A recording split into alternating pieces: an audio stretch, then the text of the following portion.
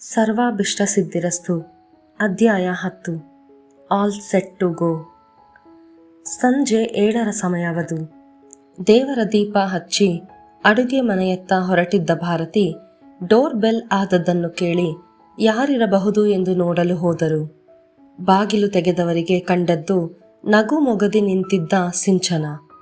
ಆಕಾಶ ನೀಲಿ ಬಣ್ಣದ ಕುರ್ತಾ ಹಾಗೂ ಬಿಳಿ ಲೆಗ್ಗಿಂಗ್ಸ್ನಲ್ಲಿ ಮುದ್ದಾಗಿ ಕಂಡಳು ಹುಡುಗಿ.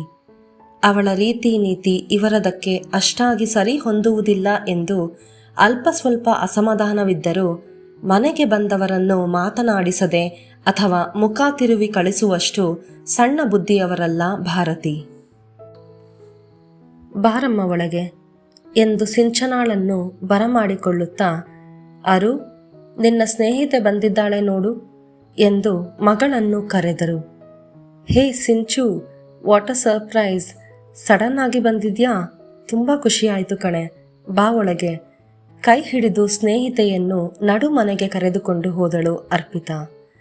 ಅಲ್ಲೇ ನ್ಯೂಸ್ ನೋಡುತ್ತಾ ಕುಳಿತಿದ್ದ ಶೇಖರ್ ಅವರು, ಓಹೋ ಸಿಂಚನ, ಬಾರಮ್ಮ, ಬಹಳ ದಿನಗಳಾಗಿತ್ತು ನಿನ್ನನ್ನು ನೋಡಿ, ಹೇಗಿದ್ದೀಯಾ?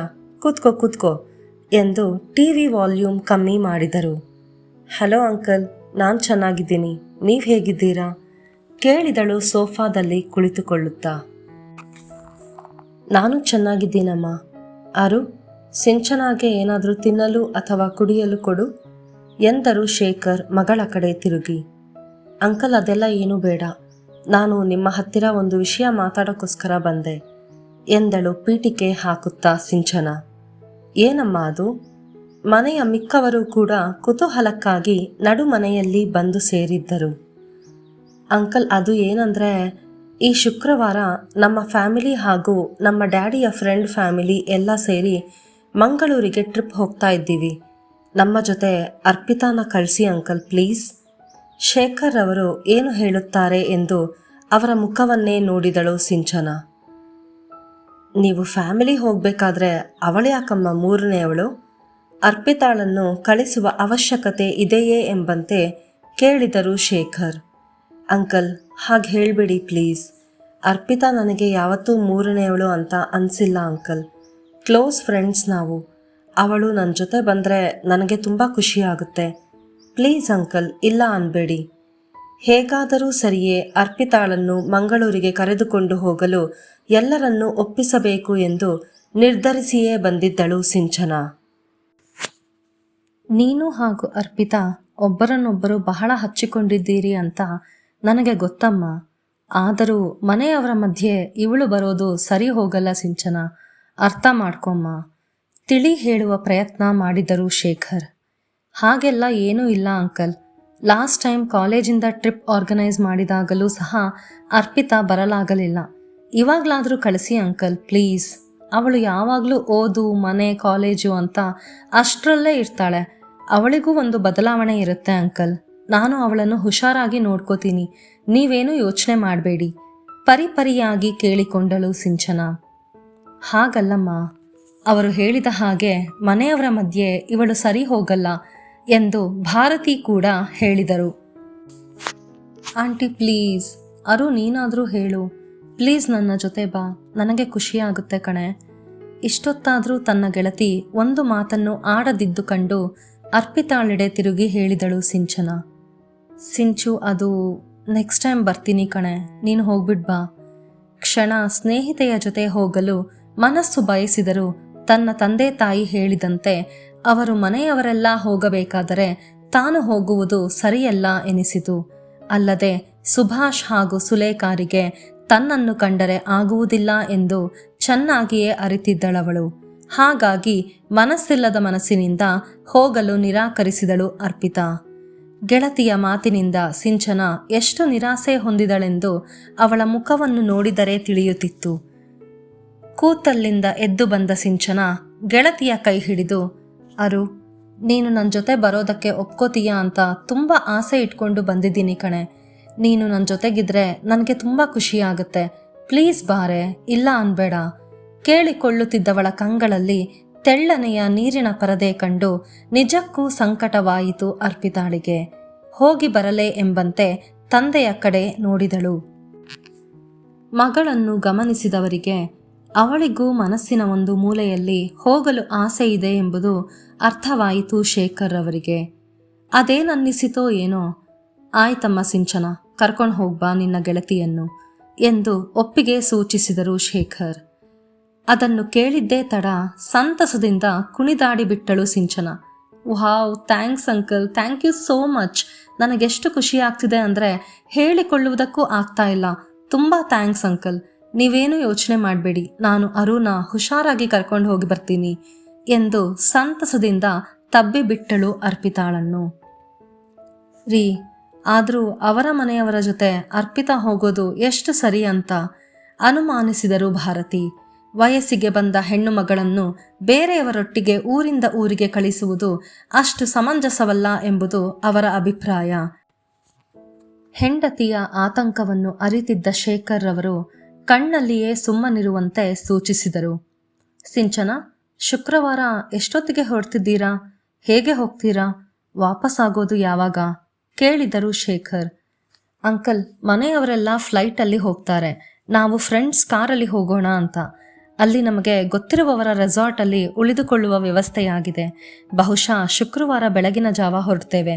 ಟೈಮಿಂಗ್ಸ್ ನಾನು ಕನ್ಫರ್ಮ್ ಮಾಡ್ತೀನಿ ಎಂದು ಎಲ್ಲವನ್ನೂ ವಿವರಿಸಿದಳು ಉತ್ಸಾಹದಿಂದ.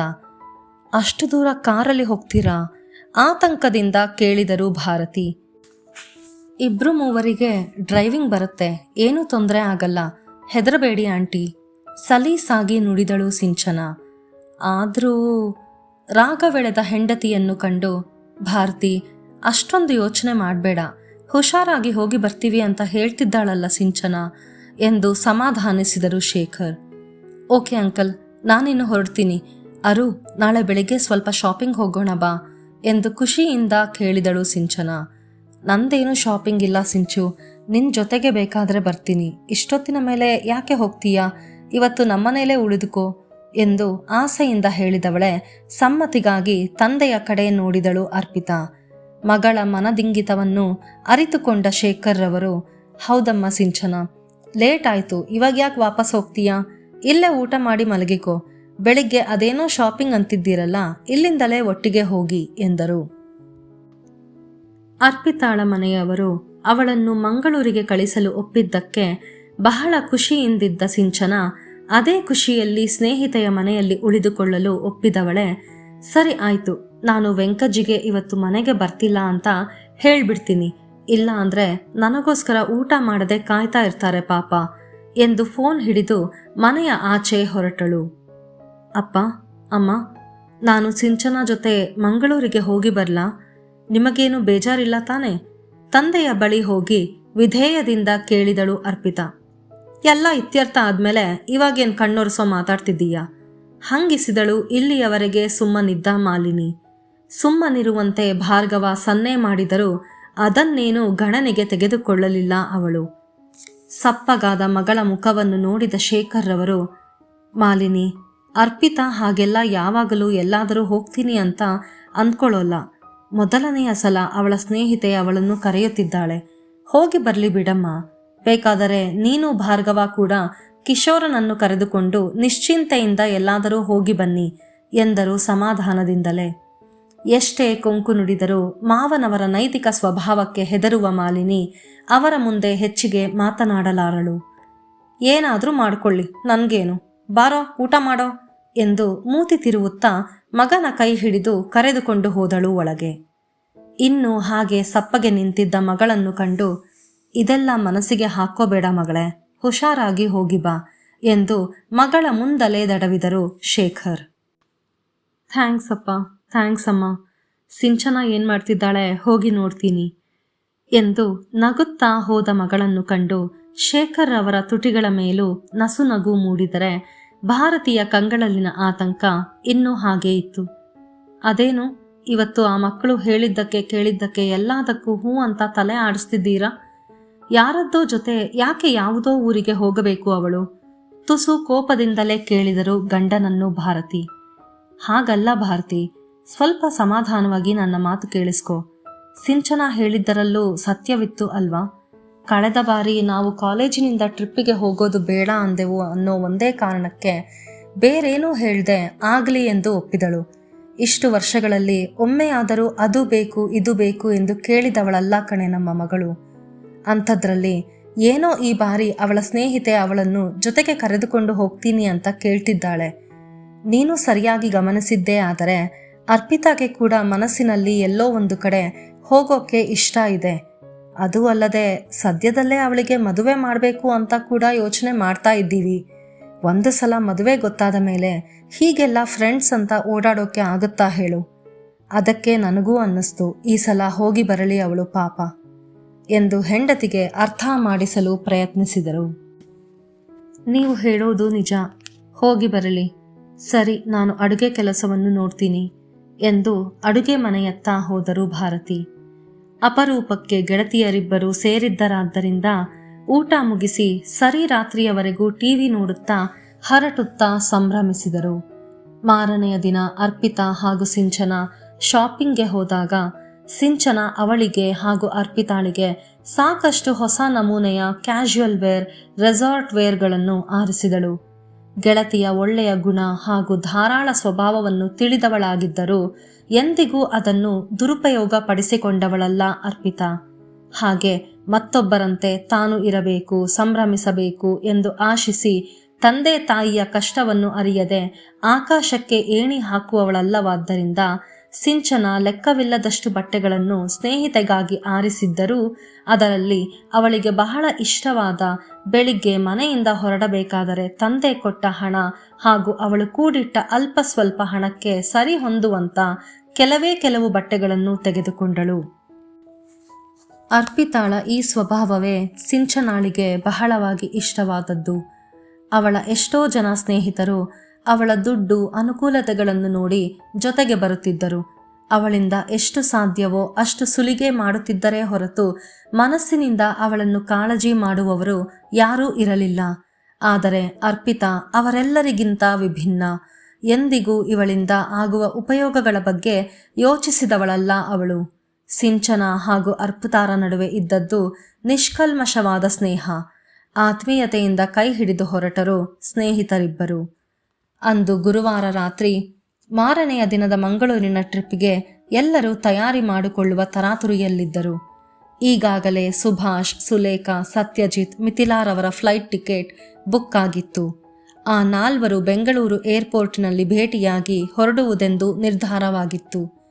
ಅವರೊಂದಿಗೆ ತಾಯಿಯಂತೆ ಪ್ರೀತಿಸಿ ಗೌರವಿಸುವ ವೆಂಕಜ್ಜಿಯನ್ನು ಕೂಡ ಮಂಗಳೂರಿಗೆ ಹೊರಡಿಸುವಲ್ಲಿ ಸಫಲಲಾಗಿದ್ದಳು ಸಿಂಚನ. ಸಿಂಚನಾಳ ಈ ಮುಗ್ಧ ನಡವಳಿಕೆ ಕೆಲವರಿಗೆ ಅಧಿಕ ಪ್ರಸಂಗತನವೆನಿಸಿ ಸಿಡಿಮಿಡಿಗುಟ್ಟಿದರು. ಆ ಥರ ಅಂದ್ಕೊಂಡವರು ಯಾರು ಅಂತ ನಿಮಗೀಗಾಗಲೇ ಗೊತ್ತು. ಬೆಳಗಿನ ಜಾವ 4 ಗಂಟೆಗೆಲ್ಲ ಹೊರಡಬೇಕೆಂದು ಶ್ರೀಕರ್ ಹೇಳಿದ್ದರಿಂದ ಹಿಂದಿನ ದಿನವೇ ಸಿಂಚನ ಅರ್ಪಿತಾಳನ್ನು ಅವಳ ಲಗೇಜ್ ಸಮೇತ ತನ್ನ ಮನೆಗೆ ಕರೆದುಕೊಂಡು ಬಂದಿದ್ದಳು. ಸಿಂಚನ ಫ್ರೆಂಡ್ಸ್ನನ್ನು ಕರೆದುಕೊಂಡು ಬರುತ್ತೇನೆ ಎಂದಾಗ ಅರ್ಪಿತಾಳಿರಬಹುದೆಂದು ಊಹಿಸಿರದ ಸುಭಾಷ್ ಹಾಗೂ ಸುಲೇಖಾರಿಗೆ ಸಿಂಚನಾಳೊಂದಿಗೆ ಅರ್ಪಿತಾ ಮನೆಗೆ ಬಂದಾಗ ಅವಳೆಡೆ ಅಸಡ್ಡೆಯ ನೋಟ ಬೀರಿ ಎದ್ದು ಹೋಗಿದ್ದರು. ಅವರುಗಳ ಬಗ್ಗೆ ತಲೆ ಕೆಡಿಸಿಕೊಳ್ಳಬಾರದೆಂದು ಗೆಳತಿಯನ್ನು ಸಮಾಧಾನಿಸಿದಳು ಸಿಂಚನ. ಇತ್ತ ತನ್ನ ಲಗೇಜ್ ಎಲ್ಲವನ್ನು ಪ್ಯಾಕ್ ಮಾಡಿ ಪಕ್ಕಕ್ಕಿಟ್ಟು ಮಂಚದ ಮೇಲೆ ಕುಳಿತ ಶ್ರೀಕರ್ ಮರುದಿನ ಸಿಂಚನ ತನ್ನ ಯಾವ ಸ್ನೇಹಿತರನ್ನು ಕರೆದುಕೊಂಡು ಬರಬಹುದು ಎಂದು ಯೋಚಿಸತೊಡಗಿದವನ ಮನಪಟಲದ ಮೇಲೆ ಮೂಡಿದ್ದು ಅರ್ಪಿತಾಳ ಚಿತ್ರ. ನಸು ನಕ್ಕವನ ಮನದಲ್ಲಿ ಯಾವ ಫ್ರೆಂಡ್ಸ್ನ ಕರೆದುಕೊಂಡು ಬರ್ತಾ ಇದೆಯಾ ಅಂತ ಒಂದು ಸಲ ಸಿಂಚನಾಳನ್ನು ಕೇಳಲ್ಲ ಎಂಬ ಪ್ರಶ್ನೆ ಮೂಡಿದರೂ ಮರುಕ್ಷಣವೇ ಬೇಡವೆಂದು ಸುಮ್ಮನಾದನು. ಮರುದಿನ ಬೆಳಿಗ್ಗೆ ಬೇಗ ಏಳಬೇಕಾದ್ದರಿಂದ ದೀಪವಾರಿಸಿ ಮಲಗಿದನು. ನಮಸ್ತೆ ಗೆಳೆಯರೇ. ಅಧ್ಯಾಯವನ್ನು ಪ್ರಕಟಿಸಲು ಸ್ವಲ್ಪ ಅಲ್ಲ ತುಂಬಾನೇ ತಡವಾದದಕ್ಕೆ ಸಾರಿ. ಮಂಗಳೂರಿನ ಟ್ರಿಪ್ಪಿಗೆ ಎಲ್ಲರೂ ರೆಡಿನಾ? ಕಡಲ ತೀರದ ಅಲೆಗಳು ಯಾರ್ಯಾರಿಗೆ ಏನೇನು ತಂದುಕೊಡುತ್ತದೆ ಅಂತ ಮುಂದಿನ ಅಧ್ಯಾಯದಲ್ಲಿ ತಿಳ್ಕೊಳ್ಳೋಣ. ಅಲ್ಲಿವರೆಗೂ ಸಿ ಯು, ಟೇಕ್ ಕೇರ್.